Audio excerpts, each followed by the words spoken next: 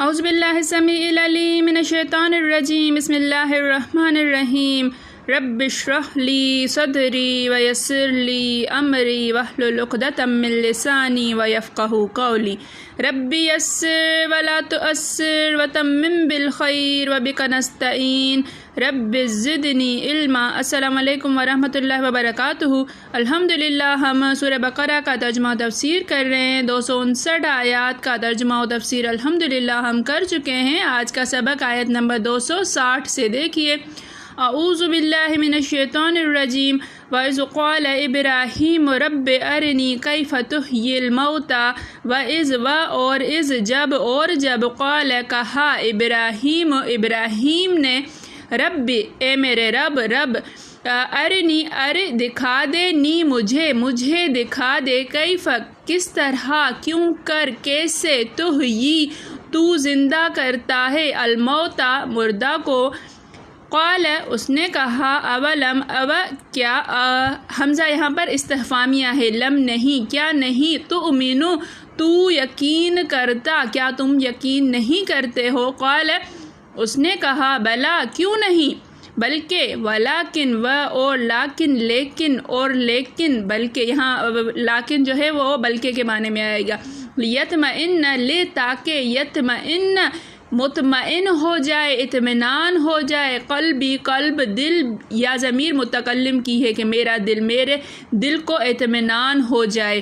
قال اس نے کہا فخذ پس خذ پکڑ لے اربعتن 4 من الطیر من سے الطیر پرندے، 4 پرندوں میں سے 4 یعنی 4 قسمیں۔ فسرہن پس سرہن انہیں ہلا لے کا مطلب اپنے ساتھ رائل مائل کر لے، اپنا عادی بنا دے، الی کا اپنے ساتھ، الا طرف کا اپنے ساتھ، ثم پھر اجعل رکھ دے، علی کل جبل علی پر کل ہر ایک جبل پہاڑ، منہن ان میں سے ان میں سے ان کے جزءاً ٹکڑے، ان میں سے ہر ایک کے ٹکڑے ہر جبل پر رکھ دے، ہر پہاڑ پر رکھ دے۔ ثم پھر ادعو پکار ہن انہیں پکار، انہیں بلا،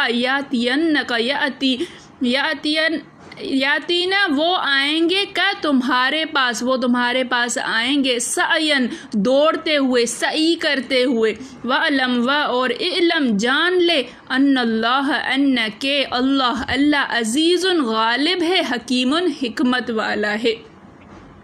وَإِذْ قَالَ إِبْرَاهِيمُ رَبِّ أَرِنِي كَيْفَ تُحْيِي الْمَوْتَى اور جب ابراہیم نے کہا کہ اے میرے رب مجھے دکھا دے کہ تو مردہ کو زندہ کیسے کرتا ہے۔ قال اولم تؤمن اس نے کہا یعنی اللہ نے کہا کہ کیا تو یقین نہیں رکھتا۔ قال بلا اس نے کہا کیوں نہیں، ولیکن یطمئن قلبی بلکہ تاکہ اطمینان ہو جائے میرے دل کو۔ قال فخذ اربعۃ من الطیر اس نے کہا کہ پکڑ لے پرندوں میں سے 4 اقسام، فسرہن الیک پھر انہیں اپنے ساتھ ہلا لے، ثم اجعل علی کل جبل منہن پھر انہیں رکھ دے ہر ایک کو پہاڑ پر، جزءاً ہر ایک کے ٹکڑے، ان میں سے ہر ایک کے ٹکڑے پہاڑوں پر رکھ دے، ثم ادعوہن پھر انہیں بلا لے، یاتینک وہ آئیں گے تمہارے پاس، سعین دوڑتے ہوئے، وَعَلَمْ أَنَّ اللَّهَ عَزِيزٌ حَكِيمٌ جان لے کہ اللہ زبردست حکمت والا ہے، غالب حکمت والا ہے۔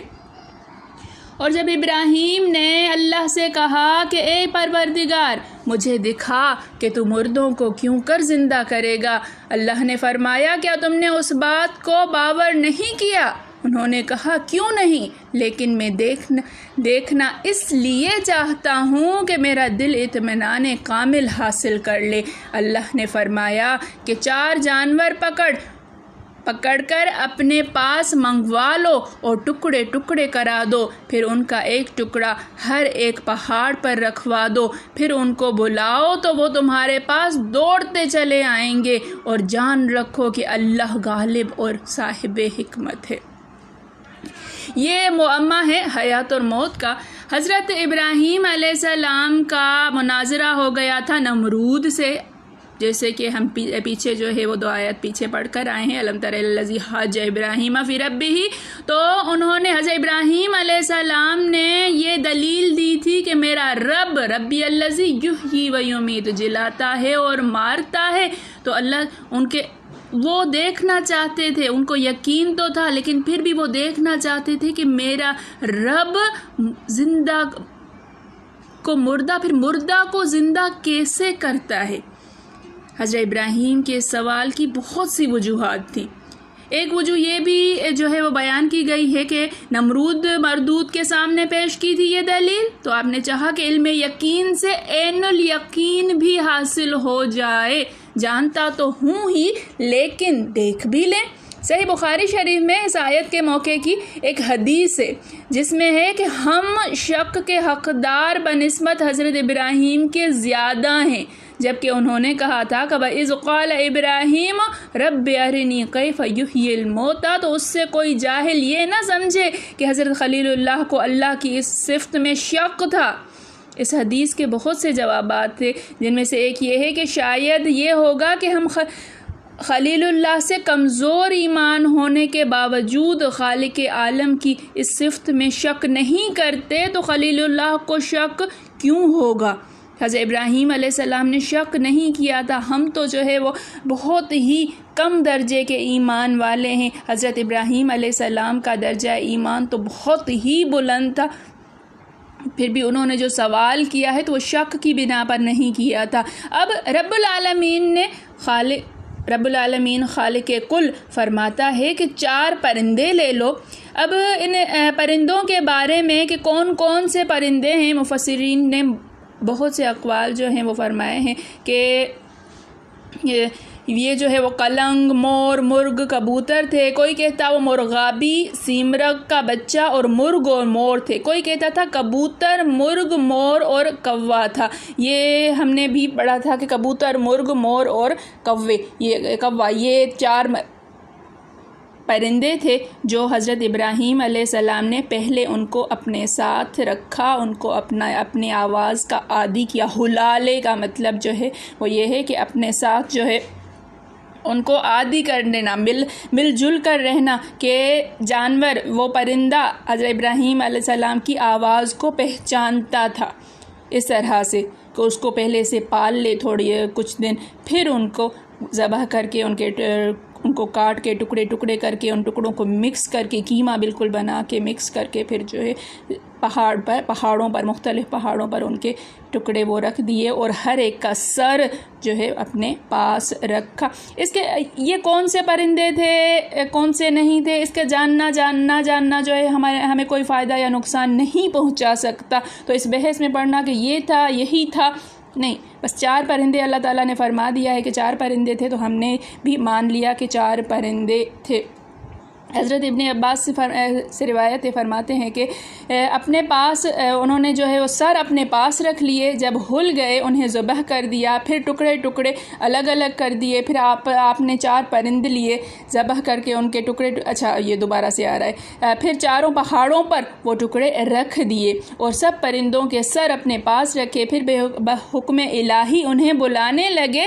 جس جانور کو آواز دیتے اس کے بکھرے ہوئے اور ادھر ادھر سے اڑتے نہیں آتے، یہاں پر اڑتے لکھا ہوا ہے چلتے ہوئے، کیونکہ سعین چلتے ہوئے آ رہے تھے، بالکل وہ آپس میں مل گئے تھے، ان کی ٹانگیں بھی آ گئی تھی، سر نہیں تھے، وہ چلتے دوڑتے آ رہے تھے، آپس میں جڑتے، اس طرح خون کے ساتھ ملتا، باقی اجزاء بھی جس پہاڑ پر ہوتے آپس میں مل جاتے. پرندہ چلتا ہوا دوڑتا ہوا آپ کے پاس آتا، آپ اسے دوسرا سر جو ہے وہ پیش کر دے تو وہ اپنے اس سر کو قبول نہیں کرتا تھا، اور وہ جب اپنا سر اس کے ساتھ ملایا جاتا تو وہ اس کے ساتھ سر کے ساتھ آ کر مل جاتا. یہ 4 پرندے زندہ ہو کر اڑ گئے. اور اللہ تعالیٰ کی قدرت کا اور جو ہے مردوں کو زندہ ہونے کا یہ ایمان افروز نظارہ خلیل اللہ نے حضرت ابراہیم علیہ السلام نے اپنی آنکھوں سے دیکھ لیا. پھر فرماتا ہے کہ جان لیں اللہ غالب ہے، کوئی چیز اسے عاجز نہیں کر سکتی، جس کام کو چاہے بے روک ہو جاتا ہے، ہر چیز اس کے قبضے میں ہے، وہ اپنے اقوال و افعال میں حکیم ہے. اسی طرح اپنے انتظام میں اور شریعت کے مقرر کرنے میں بھی حضرت عبداللہ بن عباس فرماتے تھے کہ ابراہیم علیہ السلام سے جناب باری تعالیٰ کا یہ سوال کرنا کہ کیا تو ایمان نہیں لایا، اور حضرت خلیل اللہ کا یہ جواب دینا کہ ہاں ایمان تو ہے لیکن دلی اطمینان چاہتا ہوں، یہ آیت مجھے تو اور تمام آیتوں سے زیادہ امید دلانے والی معلوم ہوتی ہے۔ مطلب یہ ہے کہ ایک ایماندار کے دل میں اگر کوئی خطرہ وسوسہ شیطانی پیدا ہو تو اس پر پکڑ نہیں ہوتی۔ حضرت عبداللہ بن عباس اور حضرت عبداللہ بن عمر بن عاص کی ملاقات ہوتی ہے تو پوچھتے ہیں کہ قرآن میں سب سے زیادہ امید پیدا کرنے والی آیت کون سی ہے؟ ایک دوسرے سے سوال کرتے ہیں۔ عبداللہ بن عمر فرماتے ہیں قُلْ يَا عِبَادِيَ الَّذِي أَسْرَفُوا عَلَىٰ أَنفُسِهِمْ لَا تَقْنَطُوا مِن رَحْمَتِ اللَّهِ، کہہ دو میرے بندوں سے کہ وہ جنہوں نے اپنے آپ پر اپنے نفس پر ظلم کیا، اسراف کیا، أَسْرَفُوا عَلَىٰ أَنفُسِهِمْ لَا تَقْنَطُوا مِن رَحْمَتِ اللَّهِ، کہ میری رحمت سے، اللہ کی رحمت سے نا امید نہ ہونا۔ اللہ تعالیٰ کا یہ کہنا کہ ظلم بھی کیا ہے اپنے آپ پر، گناہوں میں اپنے آپ کو جو ہے وہ بالکل جکڑ دیا ہے، پھر بھی اللہ تعالیٰ فرماتا ہے کہ میری رحمت سے نا امید نہ ہونا، کہ اے میرے گناہگار بندوں میری رحمت سے نا امید نہ ہونا، میں سب گناہوں کو بخش دیتا ہوں۔ حضرت ابن عباس رضی اللہ تعالیٰ عنہ نے فرمایا میرے نزدیک تو اس امت کے لیے سب سے زیادہ ڈھارس بندھانے والی آیت جو ہے حضرت ابراہیم علیہ السلام کا یہ قول، پھر رب دو عالم کا سوال اور آپ کا جواب کہ کیا تو یقین نہیں رکھتا؟ تو انہوں نے کہا قال بلا ولکن لیطمئن قلبی، کہ اللہ تعالیٰ کے ساتھ جو حضرت ابراہیم علیہ السلام کا مکالمہ ہے، یہ مکالمہ اگر اس کی تفصیل کی جائے، اس کے ڈیپ میں جایا جائے، گہرائی میں جایا جائے تو بہت ہی آگے انسان پہنچ جائے۔ اللہ تعالیٰ ہم سب کو سمجھنے کی توفیق عطا فرمائے، اللہ تعالیٰ علم کا نور ہمارے اندر پیدا فرما دے، اللہ تعالیٰ ایسی کوئی رمق نور کی پیدا فرمائے کہ ہر چیز ہمیں سمجھ میں آنے لگے۔ قرآن مجید میں جتنے علوم ہیں ہر علم پر ہمیں آشنائی حاصل ہو جائے۔ میرے پڑھانے میں، آپ کے پڑھنے میں، میرے سمجھانے میں، آپ کے سمجھنے میں کوئی غلطی، خطا، بھول چوک ہو گئی ہو تو میں اللہ کے حضور میں توبہ کرتی ہوں اور معافی کی خواستگار ہوں۔ ربنا تقبل منا انک انت السمیع العلیم۔ السلام علیکم ورحمۃ اللہ وبرکاتہ۔